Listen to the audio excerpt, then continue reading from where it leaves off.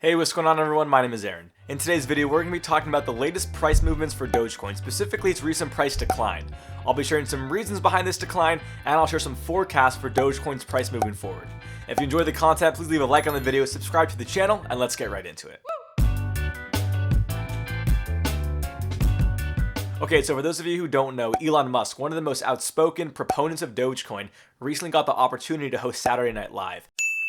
Now, there's a lot of speculation and a lot of hype around Elon Musk actually hosting the show, because being such a fan of Dogecoin and because of the recent price activity of Dogecoin, there was speculation that him talking about Dogecoin on the show would bring a lot of attention to the subject and would bring the price up. Specifically, people were hoping for the price to reach $1. Now, $1, even though it seems crazy high compared to the less than a cent it was trading at earlier in the year, $1 is the rallying point. It's the target price for a lot of Dogecoin investors. However, Dogecoin did the exact opposite. Instead, when Elon Musk started the show, Dogecoin actually tanked, at one point tanking more than 35%. It's currently at around 56 cents, which represents a 25% price decline from where it was at earlier levels. So this price action is a classic example of buy the rumor and sell the news. So buy the rumor, sell the news is a classic phenomenon that happens in the world of investing, and it's exactly what it sounds like. People buy into the rumor. Maybe there's a big announcement coming, there's a big unveiling, there's a product announcement, there's some speculative event that's going on, and people buy into the rumor of that particular event. And then when the actual event hits, when the news hits, then people end up selling that asset, or they sell the news. So as we saw with Elon Musk hosting SNL, there's a lot of hype and speculation, a lot of hopium, as they say, right? Hope built into this, that the price of Dogecoin would shoot up astronomically. So as a result, people were buying into the rumor and buying into the speculation that this would happen. And you saw this because the week prior to Elon Musk hosting SNL, you had a massive pump up in the price of Dogecoin.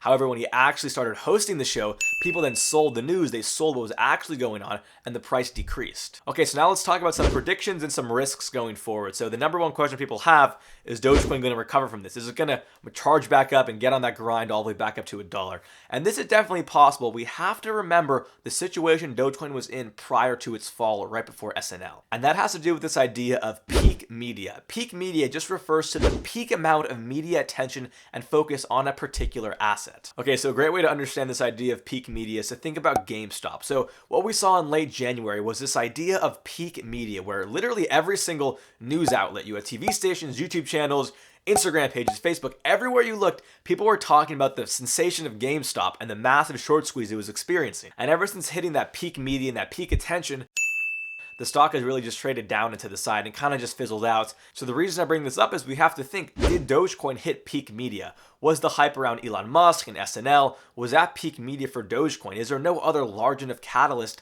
that could potentially catapult it all the way up to $1? So if you think that was peak media and that was going to be the epitome of what Dogecoin ever becomes, well then you should just expect Dogecoin to just fizzle out to the side, kind of how GameStop is doing. But if you don't believe that Dogecoin hit peak media, well then you have to consider that some other catalyst has to now come along to re-hype the price and bring the price back up. And again, this could be a tweet, a name drop, this could be a big product announcement or some developments on the Dogecoin network, anything that's going to then bring more attention, more news, and more buyers to the Dogecoin space. Now again, I can't predict the future. I don't know if this will or will not happen. If you look at Dogecoin historically though, there's always been some catalyst that's come around to re-hype the price. Now we know that can't go on forever, but you have to consider, is SNL the last chance that's going to possibly happen? I don't particularly think so. So there's probably going to be something, it's probably going to be Elon Musk tweeting again in another big tweet storm that's going to then bring Dogecoin back up. But again, this presents one of our risks. We just don't know where we are in the evolution of Dogecoin. Have we hit peak media and peak interest? Or is there a lot more room to run for the particular currency? So this brings me to my second risk factor, and it's this idea of how you actually buy and sell Dogecoin.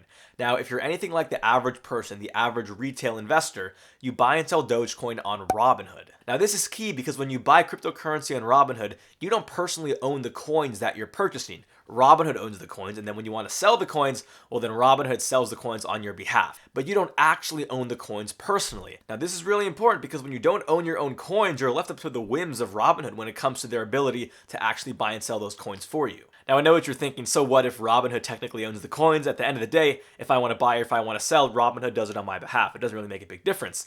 While this is kind of true, Robinhood has been plagued historically with issues when it comes to buying and selling when there are large volumes of transactions. So everybody remembers this happened with GameStop, where Robinhood had to temporarily restrict the trading of shares of GameStop because there was way too much volatility and way too much volume for them to handle. And we've seen the exact same thing happen now with Dogecoin. We saw it weeks ago when the price zoomed past the 30 cents, and we actually saw it last night during SNL. If anybody was trying to buy and sell Dogecoin during the SNL skit, there were temporary outages in times where Robinhood straight up just blocked the cryptocurrency and you couldn't even find it on the app. And this is exactly because there are too many people trying to buy and sell the cryptocurrency that Robinhood and their third-party routing that actually does the actual transactions of the currency, they were overwhelmed with orders. So this is a big problem because if you were trying to sell or if you were trying to buy, you would have to wait sometimes 20 minutes or more for your order to actually execute. And then if Robinhood decided to totally block the currency, which they did for short periods of time, you wouldn't be able to do anything with your coins. So this is the most important point. It doesn't matter if Dogecoin hits $1, $2, $10. It doesn't matter if Dogecoin hits $100.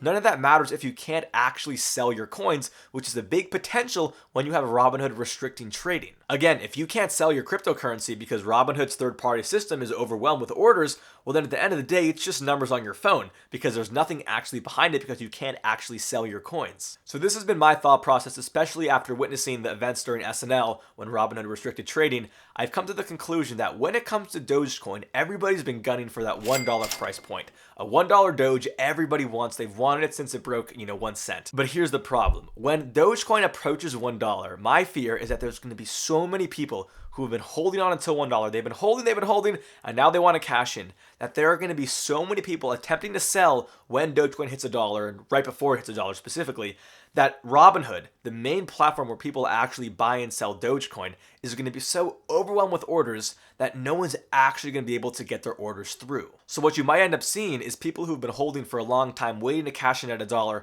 Once that $1 price point hits, there's going to be so many, I'm talking millions of people trying to sell their cryptocurrency and sell their Dogecoin specifically, that no one's orders are going to get fulfilled and the price is going to tank before anybody can cash in. Now again, this is just speculation, but it's based on real things that have happened with Robinhood. Again, we've seen specifically with Dogecoin, now with GameStop, that with these extreme meme stocks and these meme currencies, that when it comes to very, very high volumes, these apps have a problem when it comes to processing orders. So all I'm saying is that if you own a substantial amount of Dogecoin, while there's a great chance it could potentially rise back up and potentially hit that $1 price point, don't be guaranteed that you'll actually be able to sell at that $1 point, because you're going to have a lot of these brokerages, which in my opinion aren't able to process all the sell orders and all the buy orders that people are trying to execute. I want to thank you for sticking through today's video. Please go ahead and leave a like, subscribe to the channel, and I'll see you in the next one.